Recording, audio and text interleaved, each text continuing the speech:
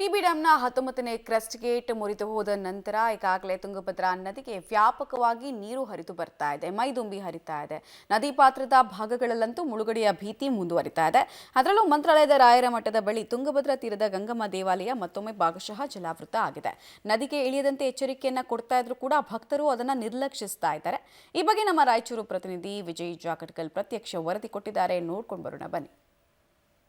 ತುಂಗಭದ್ರಾ ಜಲಾಶಯದ 19ನೇ crust gate ಮುರಿದು ಬಿದ್ದಿರುವ ಹಿನ್ನೆಲೆ ರಾಯಚೂರಿನಲ್ಲೂ ಕೂಡ ಪ್ರವಾಹ ಭೀತಿ ಎದುರಾಗಿರುವಂಥದ್ದು. ಜೊತೆಗೆ ರಾಯಚೂರು ಜಿಲ್ಲೆ ಇರ್ಬೋದು, ಆಂಧ್ರ ಪ್ರದೇಶದ ಕರ್ನೂಲ್ ಜಿಲ್ಲೆಯಲ್ಲಿ ನದಿ ಏನು ಹರಿದೋಗುತ್ತೆ, ಮಂತ್ರಾಲಯ ತಟ ಏನಿದೆ ಅಲ್ಲೂ ಕೂಡ ಪ್ರವಾಹ ಭೀತಿ ಎದುರಾಗಿದೆ. ನಾವೀಗ ಮಂತ್ರಾಲಯ ರಾಯರ ಮಠದ ಸ್ನಾನಘಟ್ಟದ ಬಳಿ ಇರುವಂಥದ್ದು. ಇಲ್ಲಿ ಈಗಾಗಲೇ ನಾವು ನೋಡ್ತಾ ಇದ್ವಿ, ಭಕ್ತರು ಸಾಕಷ್ಟು ಸಂಖ್ಯೆಯಲ್ಲಿ ಪುಣ್ಯ ಸ್ನಾನವನ್ನು ಮಾಡ್ತಾ ಇದ್ದಾರೆ.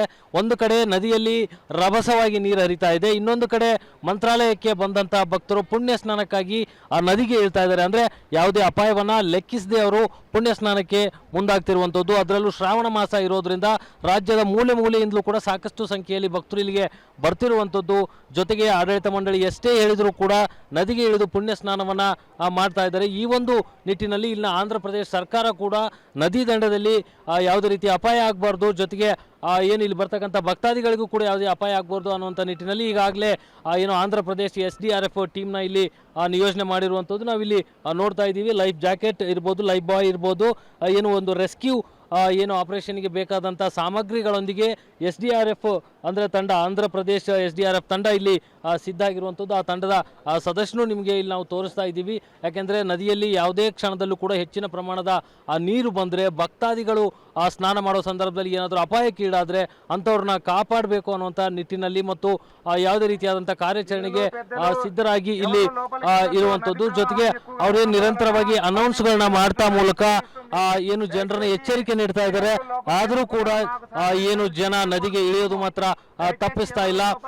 ಹೀಗಾಗಿ ಏನು ಒಂದು ರೀತಿ ಚಾಲೆಂಜ್ ಅಂತಾನೆ ಹೇಳ್ಬೋದು. ಯಾಕೆಂದ್ರೆ ಜನ ಅಂದ್ರೆ ಭಕ್ತರು ಮುಖ್ಯವಾಗಿ ನದಿಗೆ ಪುಣ್ಯ ಸ್ನಾನಕ್ಕೆ ಹೋಗ್ತಾನೆ ಇದ್ದಾರೆ, ಅದನ್ನ ಇವರು ತಡಿತಾನೆ ಇದ್ದಾರೆ.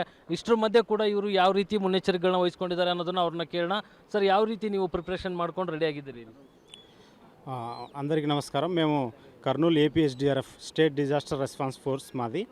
ఇక్కడ ఏపీ ప్రభుత్వ ఆదేశాల మేరకు మా గౌరవ ADG గారి ఉత్తర్వుల మేరకు మేము మంత్రాలయము కొసిగి రావడం జరిగింది. ఇక్కడ ఉధృత పెరగడం వలన హోస్పేట్లో ఒక గేటు కొలాప్స్ అయిపోయి పడిపోవడం వలన క్రిందికి ప్రవహించేటటువంటి నీరు లోతట్టు ప్రాంతాలను ముంచేస్తుందనే ముందు జాగ్రత్తతో మా ప్రభుత్వము ఏపీ SDRF టీముని ఇక్కడ ముందస్తు జాగ్రత్తగా మమ్మల్ని ఇక్కడ ఉంచడం జరిగింది. అన్ని ఎక్విప్మెంటు బోటు అన్నితో రెడీగా ఉన్నాము. ఏమైనా ప్రమాదం జరిగితే మేము రక్షించడానికి సిద్ధంగా ఉన్నాము. ಮುಖ್ಯವಾಗಿ ಏನೋ ಇಲ್ಲಿನ ಸಿಬ್ಬಂದಿ ಹೇಳ್ತಿರುವಂಥದ್ದು, ಏನು TB ಡ್ಯಾಮ್ ಏನಿದೆ, ಹೊಸಪೇಟೆ ಮುನ್ರಾಬಾದ್ ಡ್ಯಾಮ್ ಏನಿದೆ, ಅಲ್ಲಿ ಗೇಟ್ ಮುರಿದಿರೋ ಕಾರಣಕ್ಕೆ ನಮ್ಮನ್ನು ಇಲ್ಲಿ ನಿಯೋಜನೆ ಮಾಡಿದ್ದಾರೆ. ಹೆಚ್ಚು ಪ್ರಮಾಣದ ನೀರು ಬಂದರೆ ಏನಾದರೂ ಅಪಾಯ ಆಗುವಂಥ ಸಂದರ್ಭಗಳಿದ್ದರೆ ಕಾರ್ಯಾಚರಣೆ ಮಾಡಲಿಕ್ಕೆ ನಮ್ಮನ್ನು ನಿಯೋಜನೆ ಮಾಡಲಾಗಿದೆ ಅನ್ನುವಂಥದ್ದನ್ನು ಆಂಧ್ರ ಪ್ರದೇಶ SDRF ತಂಡದವರು ಹೇಳ್ತಾ ಇದ್ದಾರೆ.